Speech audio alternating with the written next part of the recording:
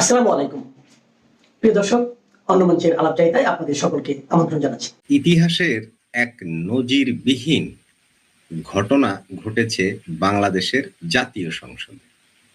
জাতীয় সংসদ বলতে জাতীয় সংসদের সরি দক্ষিণ প্লাজা। কি ঘটেছে সেখানে? সেখানে মার্কিন যুক্তরাষ্ট্রের স্বাধীনতা দিবস পালিত হয়েছে, 250তম স্বাধীনতা দিবস। ইতিহাসে এমন ঘটনা আর কখনো ঘটেনি এবং পৃথিবীর কোথাও এমন ঘটনা ঘটে কিনা আমার জানা নেই, কিংবা এ যাবৎ কেউ বলতে পারেনি যে কোনো দেশের এমন সার্বভৌম জায়গায়, দেশের প্রাণ হৃৎপিণ্ড যে জায়গাটা জাতীয় সংসদ, যেখান থেকেও দেশ কিভাবে চলবে সে নীতি নির্ধারণ করা হয়, সেখানে ভিন্ন কোনো দেশের জাতীয় দিবস পালিত হয়। এর নজির কিন্তু পৃথিবীর কোথাও নেই। এই প্রথম বাংলাদেশে এই ঘটনাটা ঘটেছে। এই যে জাতীয় সংসদের দক্ষিণ প্লাজা, এইখানে 2024 সালের 5 আগস্টের পর যে জুলাই জাতীয় সনদ যেটা স্বাক্ষরিত হয়েছিল, সেটা এই দক্ষিণ প্লাজাতেই হয়েছিল। আবার বর্তমান যে সরকার ক্ষমতায় আছে, বিএনপির সরকার, এই সরকারের শপথ অনুষ্ঠান কোথায় হয়েছিল? সাধারণত ঐতিহ্য অনুসারে বাংলাদেশের সরকারের শপথ গ্রহণ অনুষ্ঠিত হয় বঙ্গভবনে। যুগ যুগ ধরে এই রীতি পালন করা হয়েছিল, কিন্তু এবার এসে তার ব্যতিক্রম হয়েছে। এই সরকারের শপথ হয়েছে সেই জাতীয় সংসদের দক্ষিণ প্লাজায়। এবার আসুন, মার্কিন যুক্তরাষ্ট্রের যে স্বাধীনতা দিবস পালিত হলো, সেটাও হলো জাতীয় সংসদের এই দক্ষিণ প্লাজায়। ডটগুলো একটু মিলান, তারপর কিছু রহস্য আপনার বিবেক, আপনার মেধা, আপনার দূরদৃষ্টি আপনাকে দেখিয়ে দেবে। আমরা কি মার্কিন যুক্তরাষ্ট্রের কলোনি হতে চলেছি? দেখুন, প্রত্যেক দেশেরই জাতীয় দিবসগুলো কিন্তু বাংলাদেশে পালিত হয়। কোথায় পালিত হয়? পালিত হয় ওই দেশের যে দূতাবাস আছে সেখানে। ওই রাষ্ট্রের রাষ্ট্রীয় যে দূতাবাস আছে বাংলাদেশে, সেই দূতাবাসে তার জাতীয় দিবসগুলো কিন্তু পালিত হয়। সেখানে বাংলাদেশের মন্ত্রী বা গুরুত্বপূর্ণ ব্যক্তিগণকে দাওয়াত দেওয়া হয়, তারা সেখানে উপস্থিত হয়, যায়, অংশগ্রহণ করে, তাদের স্বাগত জানায়। কিন্তু জাতীয় সংসদের মতো সার্বভৌম জায়গায় এসে ভিনদেশী কোনো দেশের এই যে জাতীয় দিবস, স্বাধীনতা দিবস উদযাপিত হবে, এটি বাংলাদেশে অতীতে আর কখনো হয়নি। এমনকি মার্কিন যুক্তরাষ্ট্র এই ধরনের ঘটনা পৃথিবীর কোথাও ঘটাতে পেরেছে তার কোনো নজির নেই। এ কারণে বলেছি, এই নির্লজ্জতা দেখে লজ্জাও লজ্জা পায়। ক্ষমতার জন্য আমরা কতটা নিচে নামতে পারি, শুধু ক্ষমতায় টিকে থাকার জন্য কিংবা ওই চেয়ারটায় বসার জন্য আমরা কত নিচে নামতে পারি, এই দৃশ্যগুলো আমাদের সেটাই দেখিয়ে দেয়। সেখানে কারা বক্তব্য রেখেছিলেন? কোন গুরুত্বপূর্ণ ব্যক্তি বক্তব্য রেখেছিলেন? খুব কাকতালীয়ভাবে ঘটনাটা ঘটেছিল? মোটেও তা না। বাংলাদেশের জাতীয় সংসদের deputy speaker barrister Kaiser Kamal, তিনি সেখানে উপস্থিত হয়ে বক্তব্য রেখেছেন। তিনি কি বাংলাদেশের খুব কম গুরুত্বপূর্ণ কেউ? না, সরকারের কেউ না, সরকারের অংশ তো, তাই না?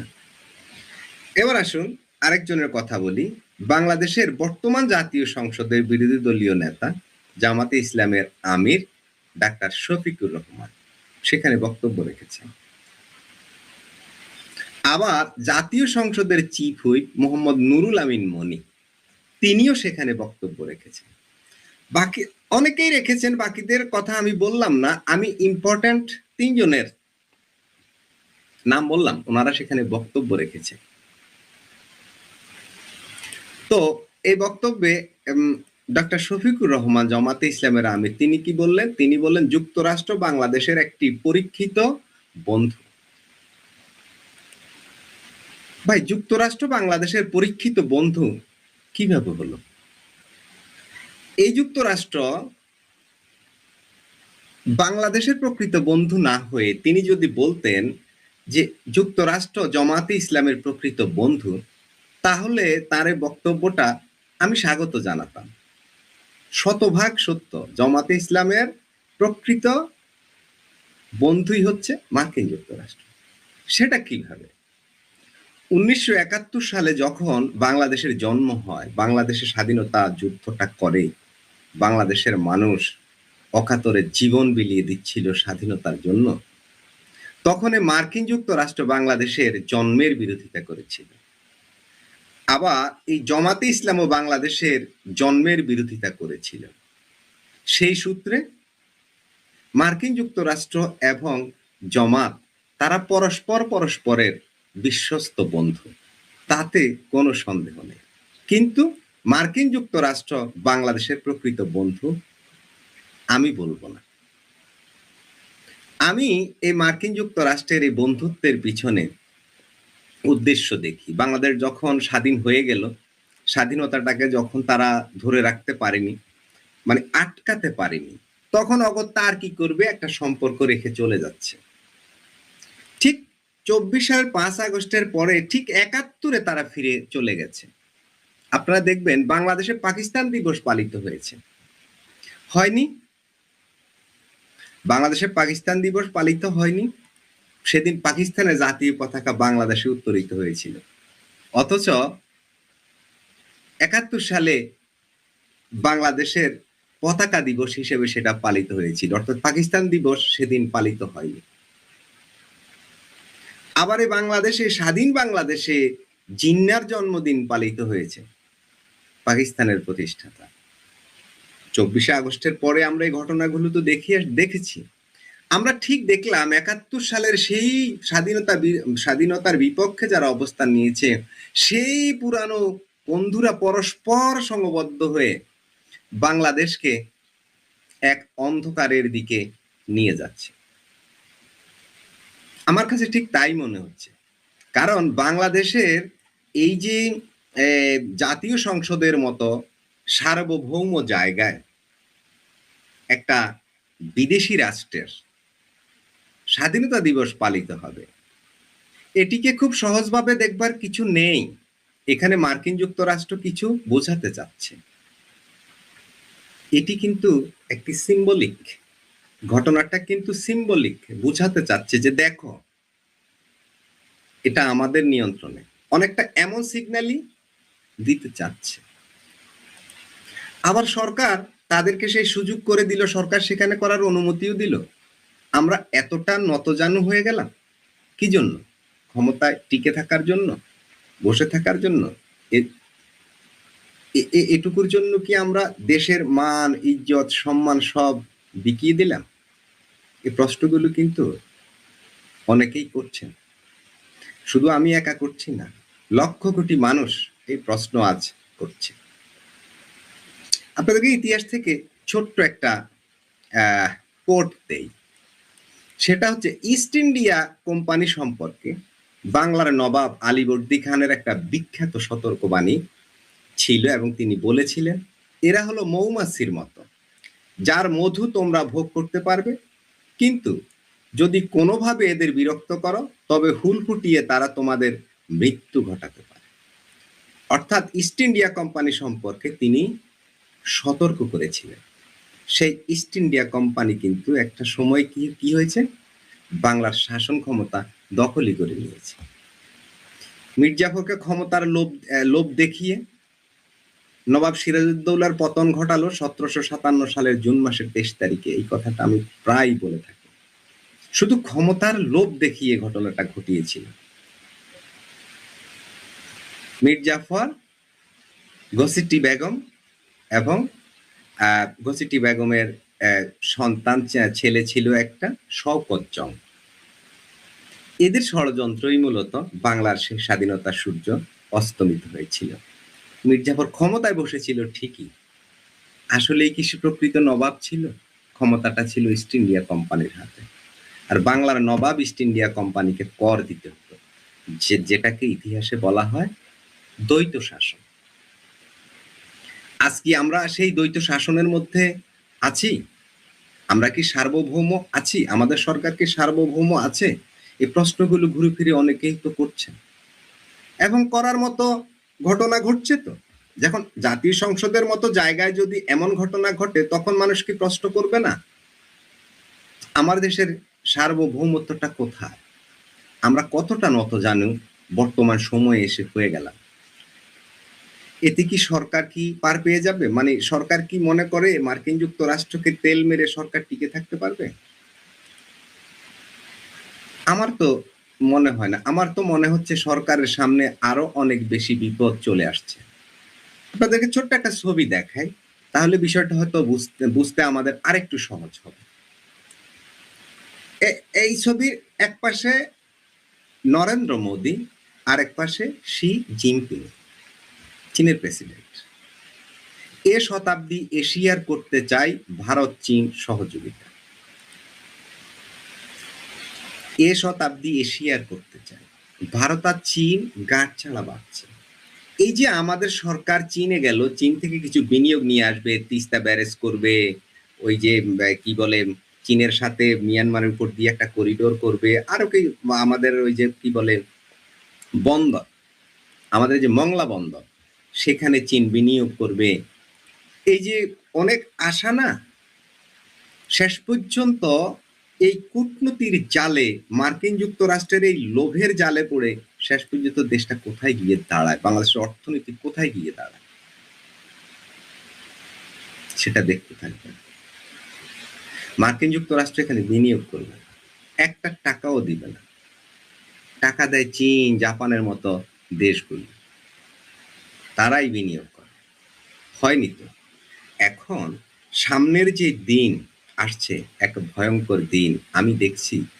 আমি কোনো মানে শুভ কিছু আমি দেখি না। দর্শক, আমি সাধারণত কোনো বিষয় নিয়ে খুব বেশি আলোচনা করি না। আমি সঞ্চালনা করি, অন্যরা এসে কথা বলে, কিন্তু এই কিছু কিছু ছোট ছোট বিষয় না নিজেকে খুব হার্ট করে, যার কারণে মাঝে মধ্যে বলতে হয়। আলোচনাটা দীর্ঘায়িত করব না, কিন্তু খুব দুঃখ পেয়েছি, এই জন্য আজকের আলোচনাটা করলাম। আমি একটা কমেন্ট একটু দেখতে চাই। একজন ভাইয়া কমেন্ট করলেন, কি বলছেন, আমি একটু উপরের দিকেই যাই, উপর থেকেই দেখি। লাভ ফ্রম কলকাতা, জি ভাইয়া, আপনাকে অনেক অনেক ধন্যবাদ, আপনাকেও লাভ। আরেকজন ভাইয়া কমেন্ট করলেন, গোলামিনা আজাদি, আমরা এখন আমেরিকার পাচাটি। অনেকটা তাই, অনেকটা তাই, আপনার সাথে আমি দ্বিমত পোষণ করব না। আরেকজন ভাইয়া বললেন, দিল্লি না ঢাকা, ওদেরকে ভালো করে জিজ্ঞাসা করো। করছি, সারাদিন ওরা কিন্তু এই প্রশ্নের মুখে পড়ে, এই প্রশ্নের মুখে কিন্তু তারা প্রতিনিয়ত পড়ছে। হ্যাঁ, ধন্যবাদ ভাই আপনাদের, জি ভাইয়া আপনাকেও ধন্যবাদ। গোলামিনা আজাদি, আমেরিকার পাচাটি, জি এই কমেন্টটা পেলাম আবারও। একজন বললেন বানান ঠিক করুন, কোন বানানটা ঠিক আমার? ও হ্যাঁ, একটা বানান বোধহয় হেডলাইনে একটা বানান মিস্টেক আছে, ইয়েস, এটা আমি চোখে পড়ছি, তবে লাইভ চলাকালীন করা যাবে না, লাইভ শেষে এই বানানটা আমি ঠিক করে দেবো, আমি সরি।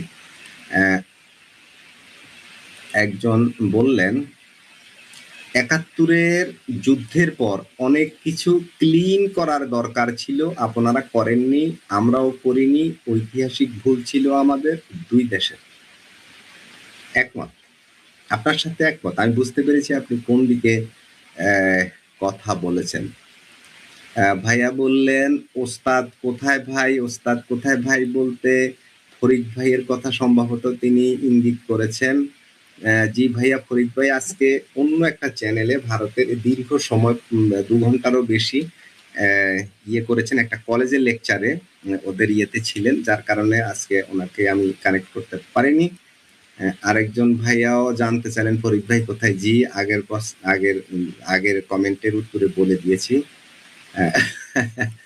আরেকজনও ঠিক একই অবস্থা বলছেন, অ্যান্সারটা দিয়ে দিয়েছি ভাইয়া। আরেকজন কি বললেন, বললেন বাংলাদেশকে আমেরিকার কাছে বিক্রি করা হয়েছে। জি, পুরাটা পড়লাম না, আমি বুঝতে পেরেছি কি বলতে চেয়েছেন। জি, একটা চুক্তি আমেরিকার সাথে হয়েছে, যেই চুক্তির কারণে বাংলাদেশ খুবই ভয়ঙ্কর রকমের বিপদে পড়ে যাবে। এই যে চীন থেকে যে বিনিয়োগের কথা বলা হচ্ছে না, 1 টাকাও বিনিয়োগ এখানে আসতে পারবে না। মার্কিন যুক্তরাষ্ট্র এগুলো সবগুলো আটকে দিবে। আর ওরা এখানে আসছে চীনকে নজরদারি করার জন্য, চীনকে আটকানোর জন্য। আর চীনকে আটকাতে গেলে বাংলাদেশে বিনিয়োগ হবে না। কে করবে? জাপানও মার্কিন যুক্তরাষ্ট্রের দিকে তাকিয়ে থাকে। মার্কিন যুক্তরাষ্ট্র ইয়েস কার্ড না দিলে জাপানও বিনিয়োগ করতে চায় না। তবে জাপানের বিনিয়োগটা বাংলাদেশের সবচেয়ে নিরাপদ বিনিয়োগ, আর তারা সব ক্ষেত্রে বিনিয়োগ করেও না। যাই হোক, একজন বললেন তার মানে বাংলাদেশ আজও পাকিস্তানে আছে, স্বাধীন হয় নাই, পাকিস্তানের গোলামি রয়ে গেল। একদম তা না হলেও এই সময়টা অনেকটা এমনটাই অনেকে ফিল করছেন, যদিও বাস্তবতাটা ওইদিকে না, কিন্তু ওই ধরনের একটা ভাবধারা কিন্তু বাংলাদেশে চলছে, এমনটাই আমরা ফিল করছি গত 2 বছর ধরে। বললেন ভাই ওস্তাদ কখন আসবে বলেন ভাই। জি, আজকে আর ওনাকে পাচ্ছি না, দেখা যাক কালকে যদি সম্ভব হয় ওনাকে নিয়ে আসবো। আমেরিকার পা চাটি। জি, আমরা চাটতে থাকি। আমরা ক্ষমতায় থাকতে হলে পা তো চাটতে হয়। হায়দার ভাই, জননেত্রী শেখ হাসিনা আসলে আগে এয়ারপোর্ট বন্ধ করতে হবে, কি যেন বলছে, যাতে জামাত শিবির বিএনপি এনসিপি পালাতে না পারে। যে উনি ওনার মতো বলেছেন। পুরান ঢাকা থেকে শুনছি, প্রতিদিন শুনি। জি, আপনাকে অনেক অনেক ধন্যবাদ, আপনি সবসময় আলোচনা শুনেন, পছন্দ করেন, অনেক অনেক ধন্যবাদ। কি বললেন, আরেকজন বললেন বাংলাদেশ যে জমি দিয়েছে চীনকে সেটা কিছু বলেন। এখনো চীনকে কিছুই দেওয়া হয়নি, তবে কিছু কিছু ক্ষেত্রে কিছুটা সমঝোতা স্মারক হয়েছে, যেটা এখনো চুক্তির পর্যায়ে যায়নি। অর্থাৎ দুটো বিষয়ে, বিশেষ করে দুটো বিষয় ইম্পর্টেন্ট, সেটা 3টা। সেটা হচ্ছে তিস্তা ব্যারেজ করিডোর, যেটা মিয়ানমারের উপর দিয়ে চীনে যাবে সেটা, আর হচ্ছে মংলা বন্দর। এগুলো এখনো আলোচনার পর্যায়ে, অর্থাৎ সমঝোতা হয়েছে, এগুলো হবে, এর জন্য কোনো চুক্তি এখনো স্বাক্ষরিত হয়নি। জি প্রিয় দর্শক, আমরা আজ আর লাইভটা দীর্ঘায়িত করব না, অনেক রাত, আপনাদের আর বিরক্ত করছি না। দেখা হবে অন্য এক সময়, অন্য এক লাইভে। সে পর্যন্ত সবাই ভালো থাকুন, সুস্থ থাকুন।